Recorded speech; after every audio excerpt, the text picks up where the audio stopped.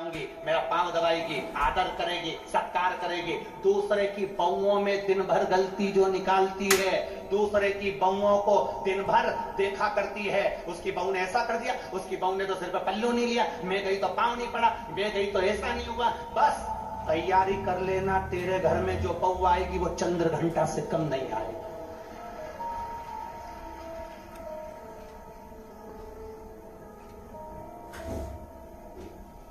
जो बहुत वो हमारे मालवा की भाषा में कह देना जीजी, ए राजस्थान वाली जीजी, हमारे उधर की भाषा में कह दें तो कहते हैं जो बहुत लंबी नाक लगाए ना। बस समझ गई ना तुम लोग, समझ तो गई ना। बस जो बहुत लंबी नाक लगाए ना, उसकी बहू तो ऐसी, मेरी बहन की बहू आई ऐसी आई, मेरे मामा के छोरे की बहू आई ऐसी आई। मैं तो बहू लाऊंगी तो ऐसी लाऊंगी, मैं बहू लाऊंगी तो मुझे तो रत्ती भर नहीं हुआ है। ऐसी बहू मुझे आएगी ना तो मेरी तो बिल्कुल नहीं बनेगी। और मालूम पड़े उससे तो आई, और शादी के 2 महीना नहीं हुए और मायके में जाकर बैठी। अब ये इतनी बोलती थी, अब ये चुप। क्या बोलते हैं? बोले तो बोले क्या?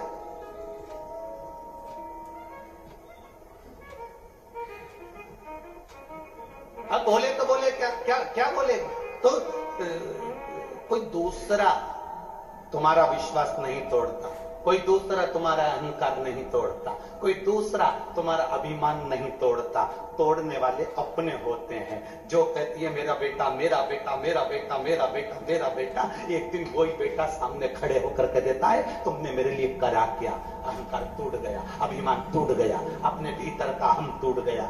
जिसका तुम्हें अभिमान है, जिसका तुम्हें अहंकार है, जिसका तुम अभिमतता करते हो, सबसे पहले अहंकार तोड़ने वाला कोई दूसरा नहीं होगा, अभिमान तोड़ने वाला कोई दूसरा नहीं होगा, अपना होगा। ब्रह्मा जी को अहंकार थोड़ा सा आ गया, इसलिए ठाका लगाया। तब काल भैरव के कानों में शब्द पहुंच गया। लक्ष्मी जी ने भोजन कराते कराते कह दिया, भैरव तुमने अपना काम कर दिया, ब्रह्मा जी का सिर काट दिया। अब क्या ब्रह्मा के भीतर जो छोटा सा अभिमान भरा पड़ा है, जनमानस का कल्याण करने जा रहे हैं, पर भीतर से यह अहंकार आ गया कि मुझे संपूर्ण ब्रह्मांड में, संपूर्ण देवताओं में यह दिखाना है कि मैं कर सकता हूं। अब यह अभिमान सामने आ गया, इसका अभिमान कौन तोड़ेगा? तो इतने में काल भैरव ने कहा, मां आप चिंता मत करो, इसका अभिमान तोड़ने के लिए अपना ही कोई व्यक्ति होगा जो अभिमान तोड़ेगा। सरस्वती जिस समय पर पुष्कर में श्रृंगार कर रही होगी, उस समय जब माता सरस्वती जाएगी, उस समय मेरी 64 भैरवियां हैं। उस 64 भैरवी में से एक भैरवी सरस्वती के अंदर प्रवेश करा दूंगा और सरस्वती नहीं रहेगी, भैरवी के प्रवेश से वो सावित्री बन जाएगी और सावित्री बनी कि अहंकार तोड़ दे।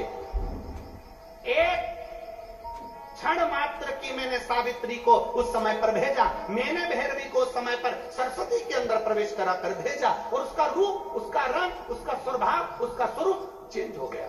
कई बार माताएं कह देती है अपनी बहू से, हमारी बहू को ना जाने क्या हो गया गुरुजी, अच्छी रहती है, ना जाने से कौन सा भेरू चढ़ जाता है। बोलो सही है कि गलत है? बात बात में बोलते हो कि नहीं बोलते? ये कहावत कहां से है कि मेरी बहू तो अच्छी थी, ना जाने ने कहां सा भेरू चढ़ जाता है। मेरी बहू तो बहुत अच्छी, एक हफ्ता तो अच्छी रहे, गरम गरम रोटी भी खिलाए, आदर भी करे, सम्मान भी करे, सत्कार भी करे, सब कुछ करे, पर पूरा 1-2 महीना तो अच्छी रहती है, पर 2 महीना में एक बार इसके मुंडा में ना जाने कहीं हो जाए, पूरा 2 महीना का भरा कराया, सब पानी फेर गया। इसको कौन सा भेरू चढ़ जाता है? इसको कौन सी भैरवी चढ़ जाती है? इसको क्या हो जाता है? इसको होता क्या है? अच्छी आदर करती है, बीमार पड़ जाओ तो हॉस्पिटल भी ले जाती है, सम्मान भी करती है, गाड़ी भी चला ले, सब काम बढ़िया कर ले, रोटी भी अच्छी बनाए, सब्जी भी अच्छी बनाए, सब काम जोरदार करे, पर इसके होता क्या है ये समझ में नहीं आता। तो इन्होंने पत्रिका ले जाके दिखाई, पंडित जी बताओ। पंडित जी बोले इनका गुण तो अच्छा मिला, इनका गुण तो अच्छा मिला है, कोई दोष भी नहीं है, बढ़िया है। पूरा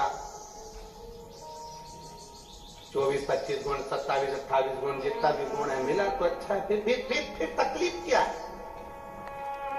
तकलीफ आखिर है क्या? तकलीफ कुछ नहीं है, तकलीफ एक है। जब हमारे भीतर अहंकार आता है, जब हमारे भीतर अभिमान आता है, जब हमारे भीतर कहीं ना कहीं लोभ, कहीं ना कहीं काम, कहीं ना कहीं वासना, कहीं ना कहीं तृष्णा, कहीं ना कहीं आसक्ति जब बढ़ जाती है, तो भैरवी का और भैरव का एक अंश कहीं ना कहीं आ जाता है।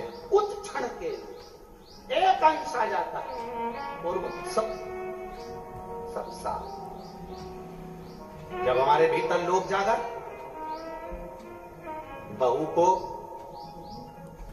भेरू भैरवी कब चढ़ी, उसने गुस्सा कब करा?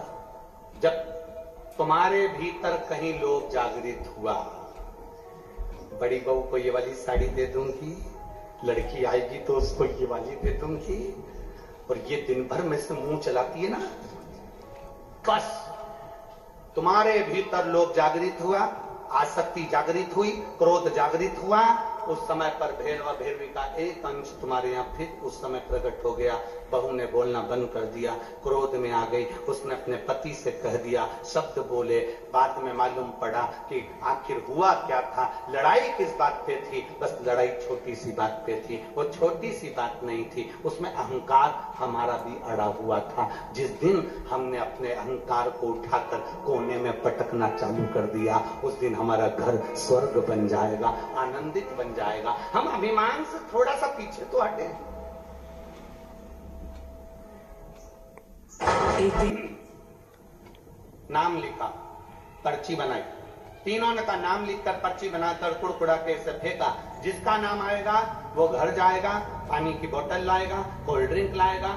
जब तक वो नहीं आएगा तब तक कोई कुछ नहीं खाएगा। इनने पर्ची फेंकी, एक व्यक्ति का नाम आया, उससे कहा तू घर जा और कोल्ड ड्रिंक की बोतल और पानी लेकर आ। वो गया, कहने लगा जब तक तू नहीं आएगा तब तक नाम पानी पिएंगे, नाम कुछ खाएंगे, जल्दी आना। और उसका नाम लेकर उसको भेज दिया। वो चले गया। आधा घंटा हो गया, 1 घंटा हो गया, 1.5 घंटा हो गया, 2 घंटा हो गया, 2.5 घंटा हो गया, 3 घंटा हो गया, पर वो नहीं आया। अब इन दोनों ने आपस में विचार करा, उसकी मम्मी ने कोई काम बता दिया होगा, उसके पिताजी ने कोई काम बता दिया होगा, वो वहां लग गया होगा। एक काम करते हैं, चलो निकालो, खाते हैं। इन्होंने पूरा बैग खोला, समोसा निकालकर, दोनों खाने वाले थे। इतनी देर में वो पेड़ के पीछे से सामने आ गया और आते से ही बोला, मुझे मालूम था तुम खा जाओगे, इसलिए मैं गया ही नहीं,